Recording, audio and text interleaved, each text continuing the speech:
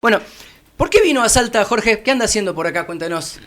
Bueno, sí, les digo por qué venimos a Salta.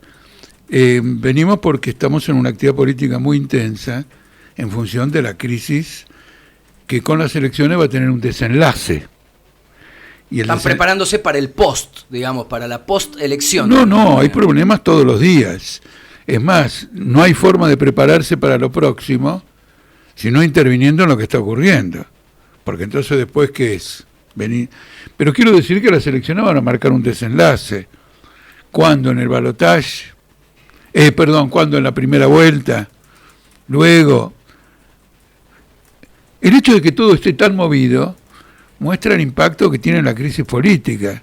Ahora con este asunto de Insaurralde, se comenta que los intendentes de la provincia de Buenos Aires ya están cortando boleta para preservarse ellos y no votarlo a Kicillof o a Massa. Bueno, en una palabra, va a haber un desenlace muy perjudicial para los trabajadores de características superiores al 2001, muy superiores. Muy superiores porque todo está indexado al dólar. De modo que si uno devalúa en pesos, se va todo al diablo. Para dar un ejemplo, hay 120.000 millones de deuda del Tesoro en pesos, ajustado por dólar. Digamos que se vaya al doble, para simplificar. Esos 120.000 millones, que a lo mejor representan tantos pesos, van a representar el doble de pesos. Por lo tanto, los que dicen que quieren terminar con el déficit fiscal, van a arrancar llevando el déficit fiscal a las nubes, y por lo tanto desatando un proceso hiperinflacionario. Esto es una crisis muy severa, se ha cargado al presidente y a la vice, gobierna un ministro. Es cierto, ¿no?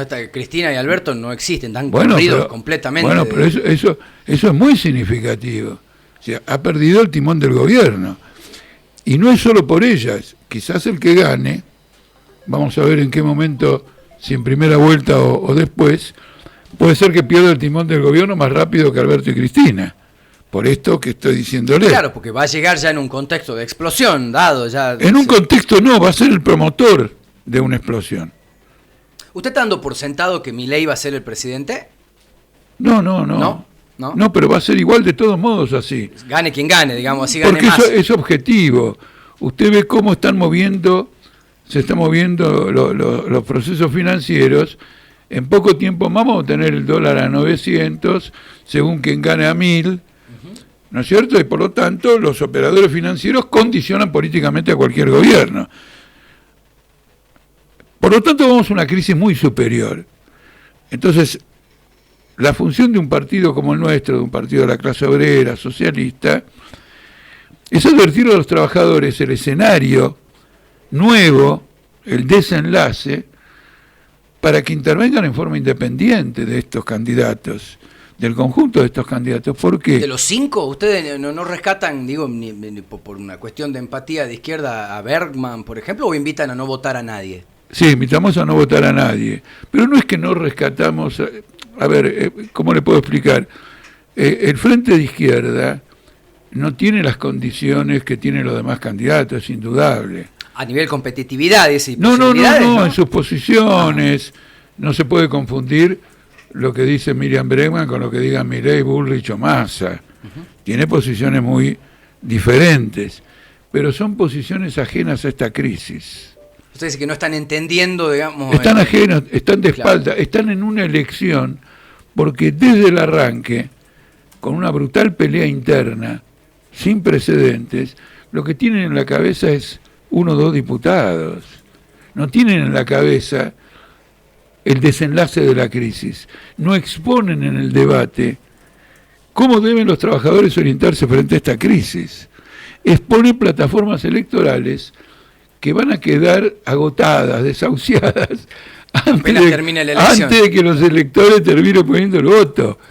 Entonces consideramos necesario que nuestra corriente se distinga estratégicamente por la dimensión de los acontecimientos. ¿Cómo acciona quien adhiere a su corriente? Por ejemplo, yo lo escucho a Altamira y digo, sí, tienes razón. ¿Qué hago, Jorge? Bueno, estamos haciendo reuniones, autoconvocatorias, estamos organizando, por ejemplo, en Salta a los trabajadores del transporte, impulsando una cosa muy interesante. Hay en la provincia de Buenos Aires a huelgas de toda la provincia de Buenos Aires, docentes, que no son de Baradel. Las convocan 2 o 3 sindicatos opositores seccionales y adhiere toda la provincia. Ese es un buen camino. O sea, están, digo, con la organización de medidas de fuerza y una acción directa ya desde hoy. Pero indudablemente, porque la naturaleza de la crisis hace que ciertos métodos del pasado, que vos hacías un paro de 24 horas, decían, bueno, parémoslo, esto es negativo, démosle alguito, claro. Algo, negociemos, aceptemos parcialmente las reivindicaciones. Eso no va a ocurrir ahora, de ninguna manera, porque el proceso inflacionario, la devaluación, etcétera, se va a comer todo. El ejemplo que yo le di de todo lo que está ajustado es absolutamente brutal. De manera que va a haber un escenario extremadamente explosivo que tampoco tiene características de encontrar una salida a corto plazo. Por ejemplo, este ministro Remeslenikov, que estuvo con Duhalde, sí, sacó un libro diciendo, creo que los 115 días, a él le llevó 115 días, según el libro, para resolver la crisis del 2001-2002. No, esto no va a ser 150 días. Y esa crisis no se resolvió tampoco en 150 días. Se resolvió por un cambio en el escenario mundial. Pero dejemos ahora. Entonces, acá usted tiene una crisis de régimen político, de régimen social y de régimen económico. No puede ser que los trabajadores, es un dato muy importante el siguiente, con un 42% de pobreza y con salarios que se desvalorizaron un 25-30% de trabajadores registrados desde el gobierno de Macri hasta ahora, no hay margen para un golpe de mercado y una situación hiperinflacionaria. Entonces, hay que orientar a los trabajadores a dar una solución. Ahora, ¿quién cree que va a ganar la elección? O sea, ¿tiene una lectura que le marque una inclinación? Digamos, nosotros viendo los números que hay dentro de nuestro microcosmos, porque Salta es un pedacito muy pequeño del electorado nacional, ¿no? Pero suele ser también un botón de muestra práctica para algunas cosas, y acá Milei sigue creciendo, más allá de que Massa apareció un poquito, que antes por ahí estaba un poco más borrado de la idea de la gente. Acá Milei arrasó, a Salta le gusta a la derecha, tiene un romanticismo muy fuerte, y acá hay mucho fachito. Bueno, digamos. no. Pero ¿usted quién cree que va a ganar la elección? Pero primero voy a defender a Salta. Ahora, está bien. Ahora que defiende. Me falta, ahora, Claro, bueno, no. Algo, ahora me van a venir. Recién sos antisalteño, me viene claro, recién defendiste a Salta turística. Ahora te voy a defender a la otra Salta. Nosotros acá en la ciudad capital sacamos el 30% de voto y elegimos el único senador que estaba en cuestión. Está bien, bueno, pues terminaron dilapidando después todo capital, igual no lo supieron manejar. No estamos en ese partido. Claro. Lo que quiero decirte es la tesis de la derecha. Es decir, acá hay una demagogia de derecha que prospera en procesos de gran convulsión. Olmedo, por ejemplo, que en algún momento Olmedo. Ahora de nuevo. De nuevo se desvaneció, reaparece.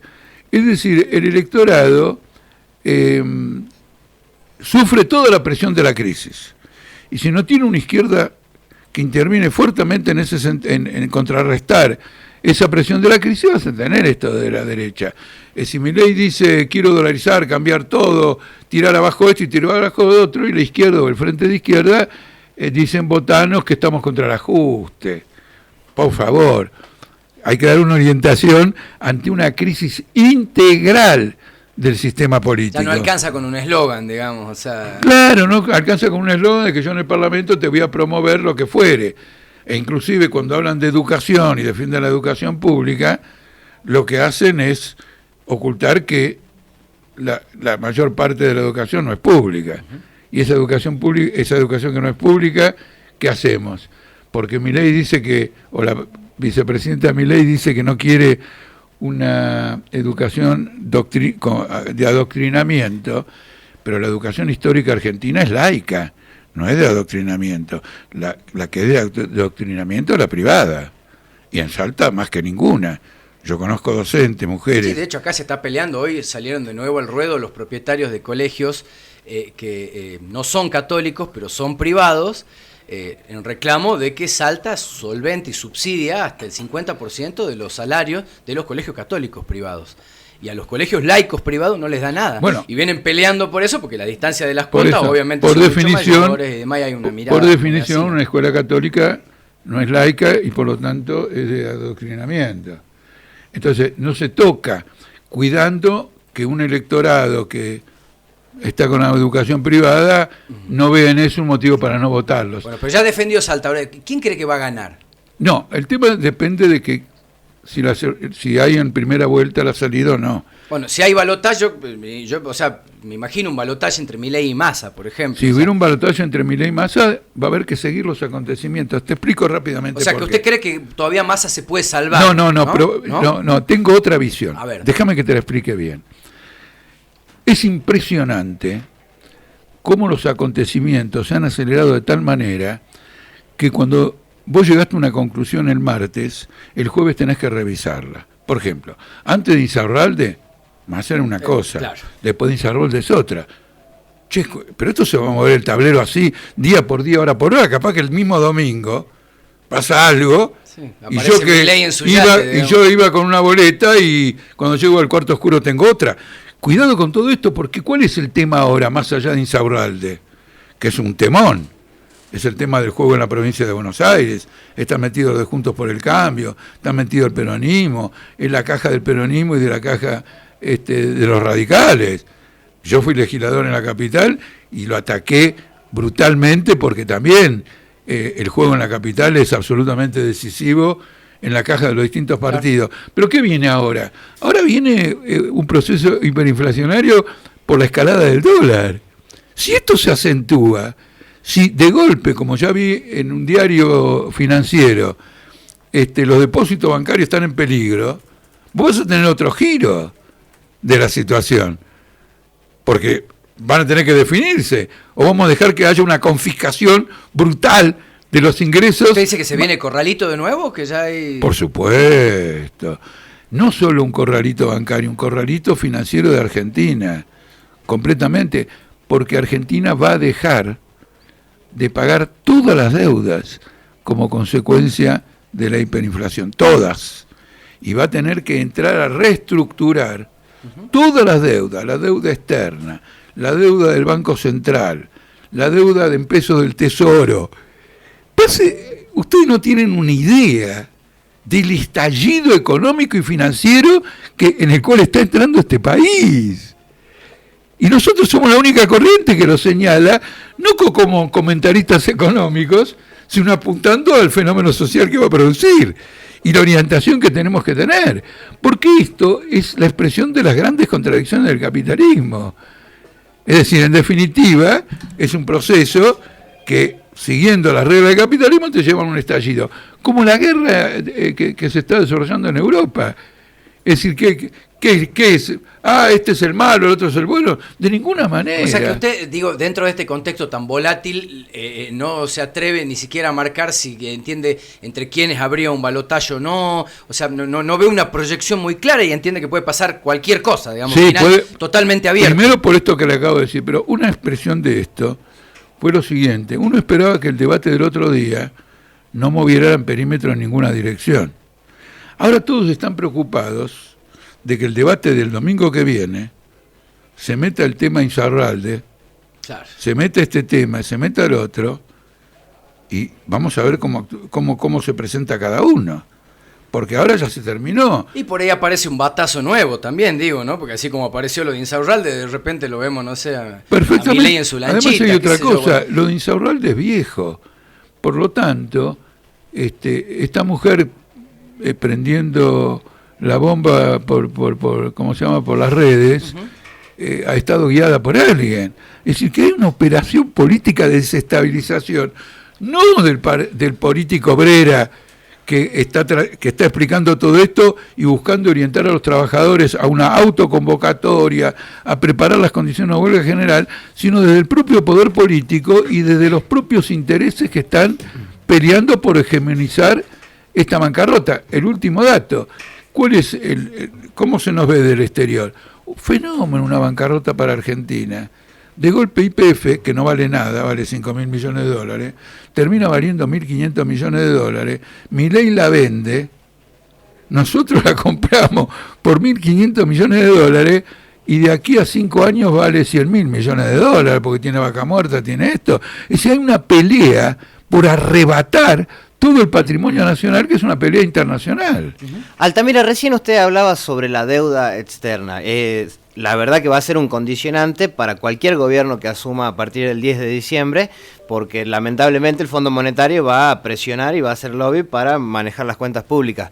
En ese sentido, ¿usted considera que los 5 proyectos de gobierno que van a estar ahora en la boleta del 22 de octubre tienen la misma postura para con la deuda externa? No, el FITU dijo que no hay que pagarla.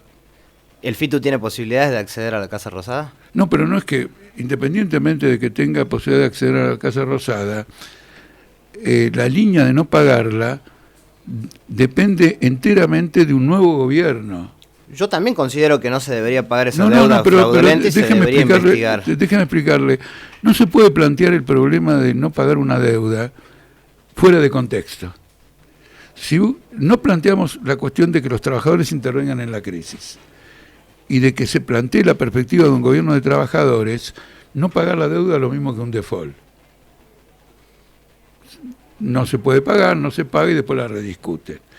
Si realmente lo que está planteando acá, en el marco del pago de la deuda, es la reestructuración entera del país, porque los que tienen la deuda son los capitalistas que han llevado la plata al exterior.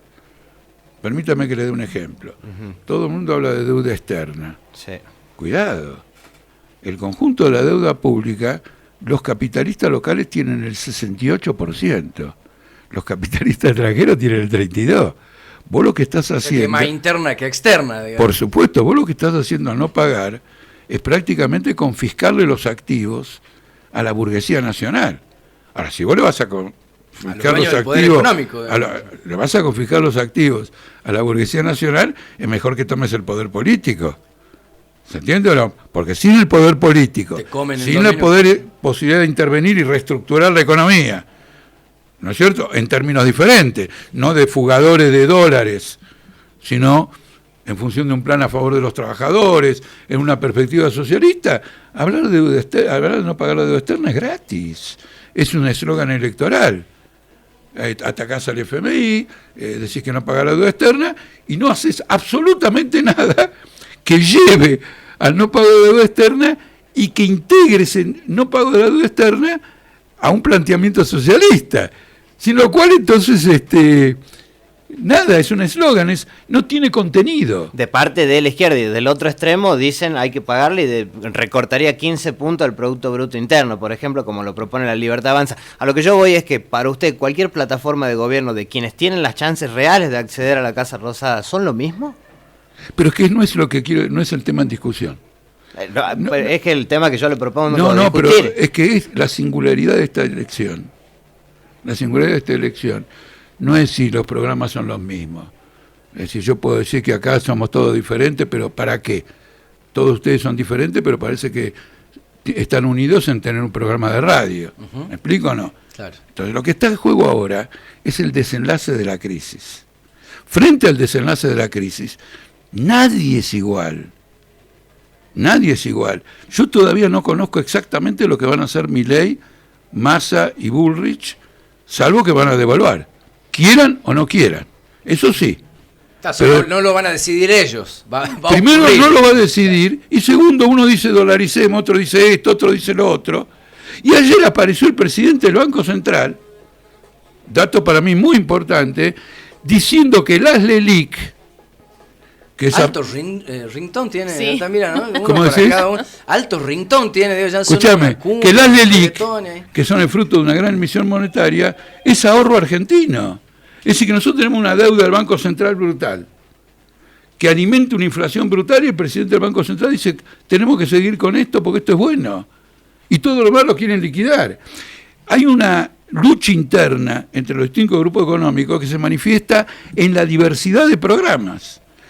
La mayoría de la burguesía argentina apoya a Bullrich, no a Milei. El ataque a Milei es muy claro, Milei mismo se da cuenta porque no va a ir al simposium de IDEA y hace una cosa paralela. Además, Milei planteó una cosa que es muy interesante como demagogia social y como pelea de camarillas. Él, que viene del grupo Ornequian, le ha mandado una carta al gobierno de que suspenda la licitación de la impresión de los nuevos DNI, que ya se la dieron a Ornequian. Claro, era empleado de Él era empleado. Sí. Yo hasta hace poco escribía El hombre de Ornequian. ¿Y ahora quién representa que le está bloqueando el negocio? O no le está ni bloqueando nada y manda una carta para mostrar que está bloqueando. Vos tenés acá una disputa de intereses económicos brutal. Están dispuestos a cargarse la Argentina en defensa de intereses particulares. Pero ahora, Altamira, digo, el escenario, y como usted lo describe, es como una bomba atómica, Sí, una bomba rafa gigantesca que está abajo Sí. de todo el país y que con una chispa vuela toda la mierda. ¿Qué hacemos? Digo, o sea, usted plantea, bueno, no, el trabajador se tiene que organizar y tenemos que empezar hoy, pero digo, ¿se llega a una reestructuración y a una paz armando más quilombo? Digo, No, prendiéndole fuego a todo, bueno, parando el país, haciendo huelgas no, en todas partes, digo, o sea, ¿cómo, No, ¿dónde caminamos? No, prendiéndole fuego, lo vienen haciendo sistemáticamente. Cristina Kirchner, Alberto Fernández, Massa, Bullrich, sistemáticamente. Una intervención de la clase obrera es como en el predio ese de Cafayate, después de tantos años de prender el fuego, más que en Cafayate. Ahora, en este caso vendrían a apagarlo, digamos, serían los bomberos de la crisis. Somos los bomberos de la crisis, pero para ser bomberos de la crisis damos el poder político. Entonces hacemos una campaña de autoconvocatorias, como por ejemplo Salta. Salta es una gran escuela, tienen un sindicato docente que es fantasmal. Una vez hicieron... Hay como 85. No, hay un sindicato oficial fantasmal que sí, una vez convocó elecciones el 24 de diciembre. ¿Sí? ¿Te acordás? Sí. El 24 de diciembre, Nochebuena, convocó elecciones. ¿Cuál fue la respuesta? Autoconvocatorias. Después hay problemas con las autoconvocatorias, pero se autoconvocan y emprende huelga y todo lo más. Y Sáenz les contestó prácticamente prohibiendo las manifestaciones y prohibiendo las autoconvocatorias. Pero ese es el camino. Luego tenemos que vivir la propia crisis y encontrarle el camino para superarla. Pero es una crisis que a los trabajadores le va a caer como una bomba atómica y que la reacción tiene que ser organizada y dirigida porque la burocracia de los sindicatos ha alimentado esta bomba atómica todo el tiempo porque es cómplice de la desvalorización general de todos los salarios y de los índices de pobreza. Altamira, nos estamos quedando sin tiempo, pero no quiero dejar de consultarle sobre sus actividades acá, qué es lo que van a estar haciendo, dónde van a estar para que la gente sepa. Hoy a las 7:30, vamos a estar dando una charla en nuestro local, sí, que tiene un interés en el sentido que quien venga puede debatir cara a cara estos temas que son tan vitales. Estaré con otros medios, me reuniré con los compañeros dirigentes de Política Obrera y tengo previstas reuniones con algunos activistas sindicales de distintos sindicatos. Porque es muy oportuna tu pregunta en ese sentido. ¿Qué quiero discutir con ellos? ¿Cómo están viviendo ya, como lo hago en tantos lados, en sus gremios, en sus bases, en los lugares de trabajo, esta situación y la perspectiva de una crisis? ¿Y cómo están respondiendo a lo que ellos le dicen a la gente? Cuando le dicen lo que hoy estoy diciendo hoy acá. ¿Cómo les responden? Les responden que quizás tenemos que apelar a eso, no, dejalo. ¿Se entiende?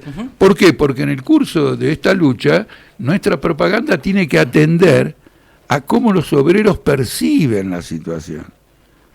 Es absolutamente fundamental. Vamos con un par de mensajitos nomás porque se me termina el tiempo, tenemos un par de notas más pautadas, así que le traslademos a Jorge lo que dice la gente. Buenos días. Según Altamira, se confunde acá, votemos a quien votemos, nos vamos a morir todos en 2024. Entonces, ¿a quién carajo votamos? No, y él invita a no votar a nadie, ya lo dijo, ¿no? No, quiero decir, invitamos a no votar a nadie en el sentido siguiente. No nos importa tanto el voto, lo que nos importa es vamos a sacrificar esta situación del voto, de no votar a nadie, porque queremos establecer esta posición con absoluta claridad De lo contrario, no tenemos punto de partida. Una sexta no tenemos, columna vendría a ser en este caso. No tenemos desarrollo de la única política que entendemos que le va a permitir a los trabajadores enfrentar la hecatombe que viene. ¿Cuántos años tiene, pregunta acá alguien curioso? 81 tiene o no. Muy bien. ¿Sí? Lo tiene estudiado, ¿eh? Se emocionó él también a veces. ¿Usted se siente parte de la casta? Nos pregunta acá el 331. No, obviamente que no tiene, es una estupidez. Quiero decir, veamos una cosa. Fui varias veces candidato a presidente en la perspectiva de no salir presidente. Es decir, como instrumento de ¿Y cómo propaganda. se vive tanto tiempo de militancia, toda una vida de militancia, y ve que entra uno por la ventana corriendo y se puede quedar con la presidencia de la nación? Bueno, porque así en un tris. te entiendo muy bien. Es un enfoque carrerista, yo lo entiendo. Es decir, un tipo que es carrerista dice, me estoy postulando, no llego y viene uno que no sé qué. Además que pega algunos gritos que yo en una época también los pegaba. Claro. ¿No es cierto? Y a él le da más resultado que a mí. No ese es el punto de vista. El punto de vista de un militante socialista, en primer lugar, es que construye sistemáticamente para el presente y para el futuro. Y el segundo aspecto es que, a diferencia del político corriente, a nosotros nos apasiona la comprensión de la realidad, las derivaciones históricas, el trabajo de explicarlo a los trabajadores, abrir debates y todo lo demás. Es casi una actividad artística. ¿Y por qué no han podido canalizar en tantos años justamente, digamos, todo ese aluvión del pueblo? No, esa es una buena pregunta, te contesto rápido. Está mal formulada. ¿Por qué, habiendo en distintas oportunidades canalizado, no la conservaron? Este es el problema. Porque, por ejemplo, antes de la dictadura militar, como izquierda tuvimos un desarrollo extraordinario. ¿Y por qué no lo canalizamos? Porque vino Videla y compañía, y debido a un conjunto de circunstancias que ahora no lo vamos a discutir, le impusieron una derrota a los trabajadores. Entonces había que luchar contra la dictadura. Luchamos contra la dictadura y le ganamos a la dictadura. Se fue la dictadura. No solo nosotros, quiero decir, el conjunto, la Argentina. Pero quiero decir, se abrió un nuevo periodo, hubo un nuevo crecimiento. Entonces, lo interesante es el siguiente punto. Si las corrientes llamadas de la Cuarta Internacional, trotskista, llegan a tener tanto ascenso por periodos, quiere decir que en los trabajadores hay un sentimiento a favor de nosotros que no se ha podido, digamos, completar, pero que se va a completar. Es decir, a ver, un 30%, como yo dije hace un rato, de votación acá en la capital, y yo participé muy bien, mucho en eso, y escuché a la gente y todo lo demás, me mostró la afinidad con nosotros. Esa afinidad no va a morir, de ninguna manera. Jorge. Fluctúa, Sí. pero no muere. Entonces vamos a trabajar para potenciarla más en el futuro. Se me terminó el tiempo. Le agradezco muchísimo entiendo, la visita y la entiendo. charla. No, Que te agradezco tenga mucho muy buena estadía la en vivacidad que me produjiste en el programa. Jorge Altamira, dirigente nacional de Política Obrera, hoy a las 7 de la tarde en el local, ahí al frente de los Federicos, Santiago del Estero, entre 25 de mayo y Sarmiento. Ahí tienen el local la gente de Política Obrera. No me rayen la camioneta, ¿no? Que está al frente, es rojita, así que les va a gustar.